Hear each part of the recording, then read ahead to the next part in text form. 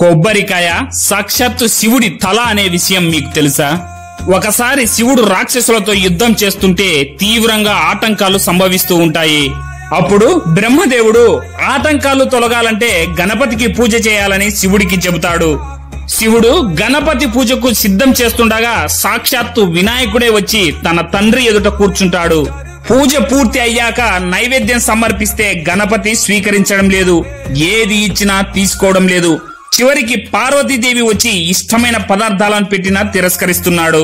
అప్పుడు శివుడు అసహనంతో ఏం కావాలి నాయనా నీకు అని అడిగితే గణపతి నీ తలపండు సమర్పించు అని కోరాడు.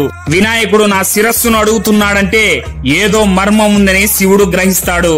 శివుడు ధ్యానంలో కూర్చొని దోసిలి పట్టేసరికి ఆయన చేతిలోకి తెల్లగా మెరుస్తూ గుండ్రంగా ఉన్న ఒక పదార్థం ప్రత్యక్షమైంది. పరమేశ్వరుడికి ఉన్న 3 కళ్ళలాగా ఆ పదార్థంపై 3 కళ్ళు ఏర్పడ్డాయి.